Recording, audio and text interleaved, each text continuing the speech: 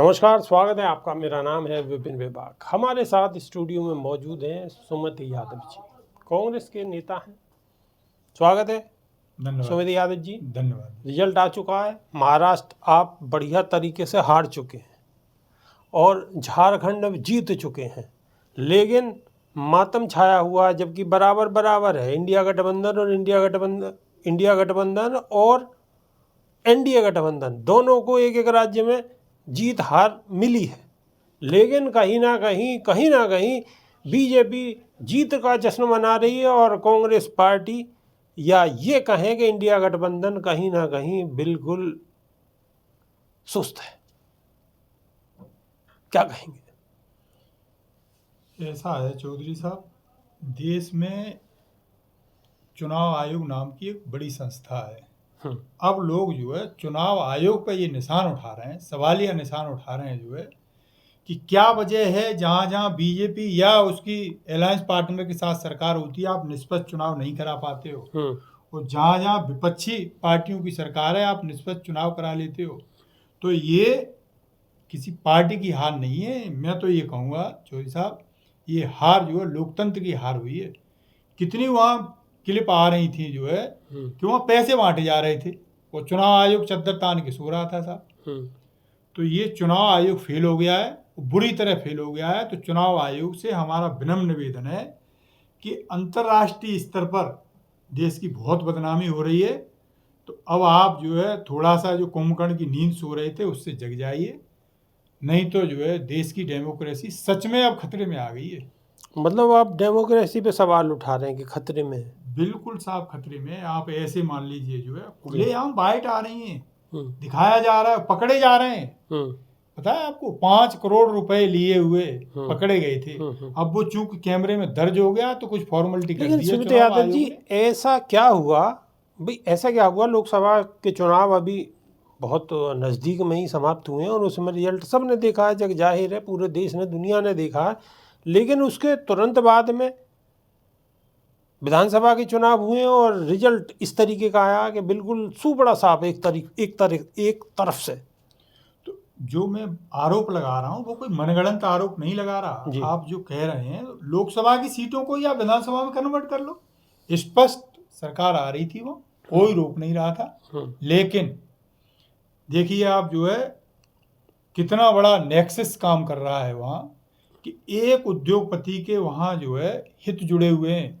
तो एन केन प्रकार जो वो चैलेंज कर रहे थे कि मोदी हैं तो मुमकिन है, तो उन्होंने मुमकिन करके दिखा दिया।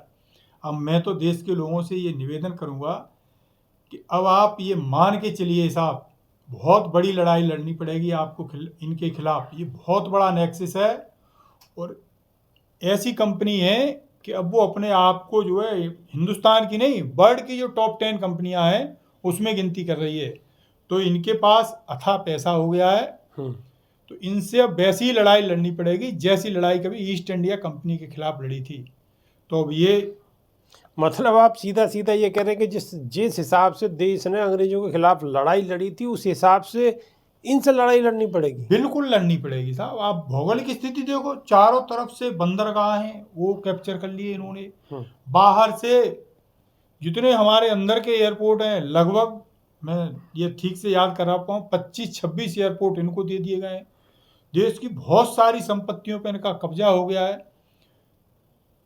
अब आप ऐसे मान के चलिए इतना पैसा इन्होंने इकट्ठा कर लिया है कि हम आप तो उसकी कल्पना नहीं कर सकते।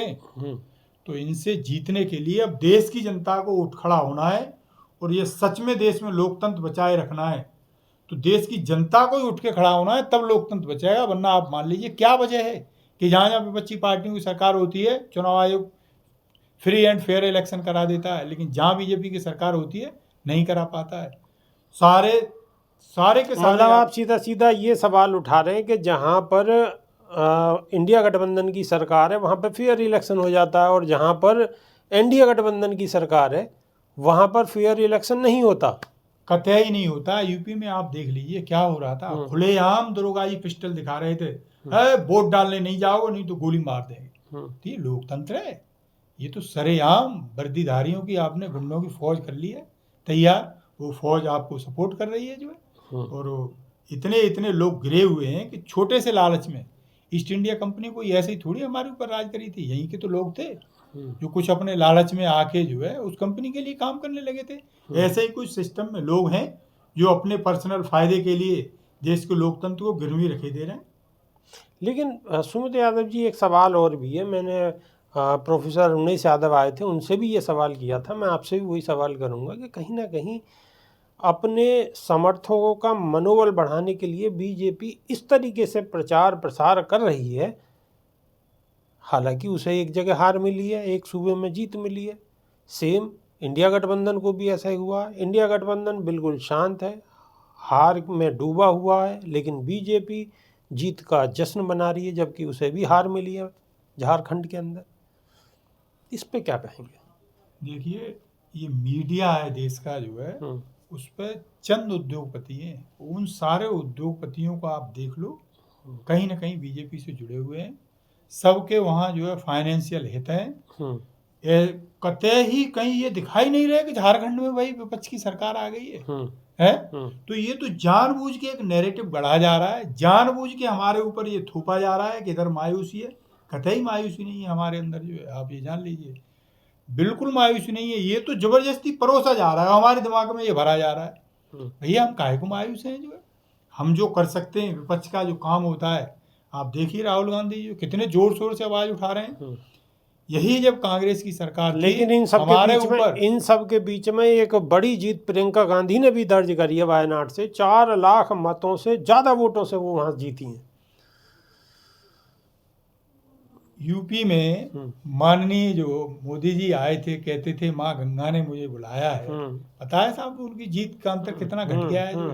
एक तरफ देखो हमारी जीत का अंतर बढ़ रहा है, राहुल गांधी जी से बड़ी जीत जीती है प्रियंका गांधी, और दूसरी तरफ उनके जो है मतलब हारते हारते जीते थे वो। अब मैं ये तो नहीं कहूँगा कि वो हारे थे, लेकिन हारते हारते जीते थे। बीच में एक आध बार तो ये खबर भी चल गई थी कि वो पीछे हो गए। तो अब आप ये मान के चलिए चौधरी साहब जो है कि पूरा सिस्टम इन्होंने कैप्चर कर लिया है। तो दूसरी आज़ादी की लड़ाई देश के लोगों को लड़नी है, तब इनको बिल्कुल ये बहुत बड़ी बात कह रहे हैं सुमित यादव कि दूसरी आज़ादी की लड़ाई लड़नी पड़ेगी, यही कहना चाह रहे हैं? बिल्कुल साहब कहना चाह रहा हूँ मैं, क्योंकि इन्होंने आप देखो किस तरीके से, कभी ऐसे देखा है पुलिस वाला ऐसे रोके पिस्टल तान के जो है कि नहीं वोट डालने नहीं जाने देंगे आपको, जो है रुकिए रुकिए रुकिए। तो मजाक बना दिया है सिस्टम का, और चुनाव आयोग कुछ कर नहीं रहा है, हाथ पे हाथ धरे बैठा है। क्या इसी के लिए हमारे पुरखों ने कुर्बानियां दी थी? क्या ऐसा ही लोकतंत्र चाहता? अम्बेडकर साहब ने जो संविधान बनाया है, क्या इस दिन के लिए बनाया था कि हमारी पुलिस ही खड़ी हो जाएगी जो है एक पार्टी विशेष के पक्ष में? ऐसी कतई कल्पना नहीं करी थी। हमारे बुजुर्ग उतना ही हमें पावर दे गए। मैं सरल भाषा में कह रहा हूँ, जो है आप मान लीजिए जितनी मेरे वोट की ताकत है उतनी देश के प्रधानमंत्री के वोट की ताकत है। बिल्कुल बिल्कुल बिल्कुल। लेकिन देखो आम आदमी कुछ समझ ही नहीं रहे जो है। ये तो मतलब एक आप देखो कितनी शर्म की बात है कि पुलिस खड़े होकर वोट नहीं डालने दे रही है, लाइन से भगा दे रही है, लाठी चार्ज कर दे रही है, और चुनाव आयोग हाथ पे हाथ रखे हुए बैठा है। तो सुमित यादव जी ने दिल की बात रखी है और कहीं ना कहीं आक्रोश है।